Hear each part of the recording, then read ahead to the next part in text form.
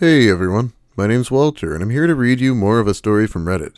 This is part 2, or part 3 depending on how you look at it, but it's finishing what I was reading yesterday. Nice guys are, of course, just men who talk about how nice they are, and how nice other men aren't compared to them. Let's just get into it with nice guys from Reddit. I'll link to the last video in the description, but this is a letter this guy sent his then wife and sent a copy to the OP, the younger woman he's into. I'm still not sure why he sent this. Let's see if we can figure it out today.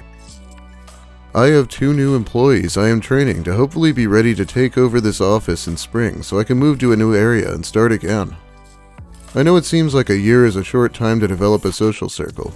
I don't think it is. If I can't make any friends in a year, there's either something wrong with this community, or there's something wrong with me. Or both. I think it's both here. I know I'm socially awkward, but the people I've asked also tell me they've noticed something off about this area socially. That blank is a place where 7 to 10 years is how long it takes for most people to be accepted socially into this community, unless you happen to be an attractive young woman, in which case the acceptance time is much shorter. Okay, well this guy seems to accept young women easier, so I don't know why he's complaining about other people doing it when he's part of the problem, if it is a problem. I've met well over 5,000 people in blank over the last year. Passed out twice that many business cards. Other Woman 1 was the first person who reached out first for anything other than a business transaction. I had hoped to make friends in this community and was quite optimistic for a while. Other Woman 2 was key to that optimism with the quote I mentioned above. It was from the last video, where she said the area was chill and he should make friends there. Guess it didn't work out very well. She was wrong. I sent her a message in August saying blank has been enlightening. She never responded back. My optimism started dying in May, and I've been battling suicidal depression since July. Training my replacement in this community so I can open a new office somewhere else isn't just a business goal. It's a self-preservation mental health imperative. My participation at social and business events is just advertising at this point. Other Woman 3 told me that she thinks I'm very courageous for all my extreme water sports. I'm not brave. I'm crazy enough to no longer care about living. I went surfing with no training, no experience, and with a board not designed for it in king tide and extreme autumn weather and no life vest last week. It was actually quite fun, and for a couple hours I was happy. Isn't this the same guy with the situational awareness? So he's paranoid of danger at all times when he's driving, but also he throws himself into it when it's not coming. I am actively working at training my replacement here in blank. My business here has been profitable all summer, and my blank crew has also done well. Socially, this area has been miserable. I have made few friends here. I have been attending every gathering I can find on listings and calendars, and extended many invitations for others to join me on various outings, including the recent kayaking group I have formed. But I have received few invitations to join others in return. My only real friends here are blank and blank. Part of my loneliness is also a complete and utter lack of any kind of sexual relationship. I'm desperately in need of female companionship. Most women won't even make eye contact with me, much less develop a relationship buildable to something intimate. Those I've mentioned above are the closest I've come. You are the only woman who wants sex with me, and I no longer want a sexual relationship with you, because it comes with too many expectations. This guy is like bitching to his wife about how he's incapable of having an affair because other women don't want him. That's pretty wild. Someday, perhaps I'll find a woman who is as passionate for me as I am for her, but perhaps I'll go to my grave never knowing mutual love, respect, and passion. At 46, I am losing hope. I am still mentally and emotionally stuck on blank, and the feelings are renewed every time I see her when I go downtown. I dream about her almost every night and think about her throughout the days. I can't ever remember being this infatuated with anyone before. She really made an impression on me. As soon as I can find and train a replacement for myself, I will be moving on. The loneliness I feel here in blank is intense. I don't want to live like this. I think it's mostly my own fault. I am so socially awkward. I don't intend to make people uncomfortable, but I do. Don't ask me to come back to you. I asked OP for her advice. Her response was to send you something like this letter to give you closure right before she blocked me. So while I know I have no chance with OP, I am taking her advice. Looking at my relationship with OP, it has not been that mutually comfortable, compatible, and passionate relationship I desire. It has been one way. OP hasn't reciprocated any of that passion. She did make first conversation a couple times. Once she sent a picture of my truck parked downtown and said, "I see your truck." Another time, she casually mentioned that she would be attending trivia night and wondered if I would be there. I caught her making the sign language "I love you" sign once in my general direction. The OP says she doesn't know sign language, of course. That would be my assumption in the first place. But I'm not sure if it was directed at me or if it was directed at someone else behind me. When I asked, she didn't respond. In fact, almost every time I've tried to ask her a direct question about her feelings, she has either not responded or has changed the subject. Her failure to give me a direct no to my queries is part of the reason I thought maybe she just doesn't want to admit her own feelings.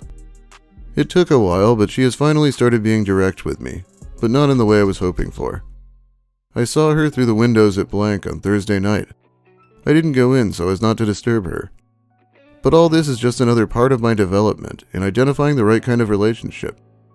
I still haven't been in a mutually positive relationship, but I'm starting to see how to identify when it isn't mutually positive. Well, if she posts you to Reddit nice guys for people to laugh at, and then you end up on YouTube, it might not be a mutually positive relationship. Just a guess. Blank, like every other woman I've ever met, even if I was to be successful, it would be a relationship based on work. I have to earn her attention, not by the achievements I make in the world for which I rightly deserve praise, but by the direct actions I take to impress/support/entertain her. Actions for which I am not socially skilled enough to pull off on a regular basis. I have the ability to navigate the environment, but struggle to engage with individuals, especially those I find attractive. Someday I hope to find someone that feels as drawn to me as I am to them, and who doesn't get intimidated or disgusted by my unusual habits and imperfections, and is willing to be open and honest with me about their feelings, just as I should feel comfortable being open and honest with them. A relationship should be the opposite of work. I should want to come home to my love and have all the stress of the day be melted away by their presence, to know they accept me for who I am, and likewise for them to know that I accept them. Our entire relationship has felt like work to me, and what's more, it has been more work and more stress than any job I've ever had, even combat. I regret not taking time to get to know you before I proposed to you. Blank dated Blank as an exclusive boyfriend-girlfriend relationship for over a year and spent an average of 3 hours a day that whole time. Okay, so I guess that getting a marriage license should be like getting a pilot license. You have to spend a certain amount of time flying, or with each other. How is him just complaining that their marriage always sucked going to give her closure anyway? Around 1,000 hours of total interaction as a couple, and who knows how long before that as schoolmates. We got to see firsthand how their relationship changed. You and I wrote letters about 6 times a year for 3 years, and spent 2 weeks together in your home country. A total of only about 100 dedicated hours before getting married. It simply wasn't long enough to establish compatibility, and while we certainly beat the odds for holding a nuclear family together for 2 decades for the sake of our children, I don't want to be in a relationship that doesn't come naturally anymore. I don't believe our relationship can ever be natural. It's clouded by too much stress and strain. It is irreconcilable. I'm telling you all of this because I want you to know that I have moved on from our relationship. I just want you to have closure, and to know that I still care about you as a friend, but I don't want to be in a romantic or sexual relationship with you. As such, per your request, since you are feeling insecure about your car's reliability heading into winter, I will help you find a new reliable vehicle, but that will be the extent of my service. No different than if I had a similar request from any other friend who is less mechanically skilled than I am. But I am denying your request to spend the night with physical intimacy. I have some papers that need to be signed for court requirements. I will have them ready for you tomorrow. Please don't delay it anymore. He's not even saying we had good times or anything, just that it was doomed from the start and they only stayed together for the kids. And then he spends half of the email gushing over the OP who obviously never wanted anything to do with him, even going off his own story. Let's see what we can find in the comments. This man is a Dateline special waiting to happen. I hope he's far, far away from you now, OP. He said he was going to leave, but now apparently is going to be pivoting his career to stay? I don't know. He still leaves things on my car. What? He leaves things on your car? Hopefully just notes and not like dead animals or something. He sounds unhinged, and I'm sorry that you have to deal with him at all. Please stay safe. It used to be little trinkets, but a month or so ago, he left a letter asking me how I'm doing, saying he saw me at a bar, and that he donated almost $1,000 to a non-profit in a silent auction. He included the non-profit's thank you letter and a gift certificate they gave him for a fancy dinner and guided tour of a local nature spot. Has he met a woman he doesn't try to get with? Just damn. I like that women being nice to him is them pretty much saying they're in love with him, which is why I try not to compliment men. I'm scared of something like this. They're constantly complaining that nobody compliments them, but as soon as you say, "Hey, nice shoes," they'll try to show you their penis. Dude, I can't believe people like this exist. Talk about overthinking. Jesus Christ, the poor girls at Home Depot. It is kind of amazing that someone with this little skill in social interaction is just wandering around the same world. The incels always use the word one-itis, meaning an obsessive crush to the point that they don't notice or take opportunities that they normally would. This guy got invited back to a girl's room and then just talked to her like Holden Caulfield because he thought the OP was spying on him or something. He definitely needs some kind of therapy. He reminds me of the way my ex talked about himself, like he's the main character of a tragic story where despite all his skills and charm and how hard he tries, people just can't understand how truly wonderful he is. All the cheating, lying, and stealing was really just somebody else's fault or some huge misunderstanding. Scary lack of accountability. Perhaps Filipina? There are lots of military creeps there who prey on women there because they are submissive. Also, he obviously thinks his military service makes him a one-man SEAL Team 6. I bet he was in for 4 years before he was hopefully kicked out. He's never been in combat either, probably just training. Based on his own description, I'm going to guess he has a landscaping business and always wears his old camo pants and combat boots and lets everyone know he's a veteran. This is very important because a lot of people want to hire veterans. He may have a fairly successful business, but he's probably one of those handymen that work really well but weird you out. He's probably one of those guys who scare women retail workers when he appears, who repeatedly pray, "God, no, not this guy again, please go away." I can't believe his wife stuck with him for 20 years, poor thing. I hope she gets full custody. That's too spot on, actually. I've been a military wife for 30 years. I may not have worn the uniform, but I've seen or heard it all. You'd be surprised at how common these stories are, and how they repeat. Wait, weren't all these women refusing his advances and not responding to his messages while he was still married? Still, OP, how could you turn him down after he rated you a 3.5 out of 4 and dedicated a 9-song karaoke set to you? Are you made of stone?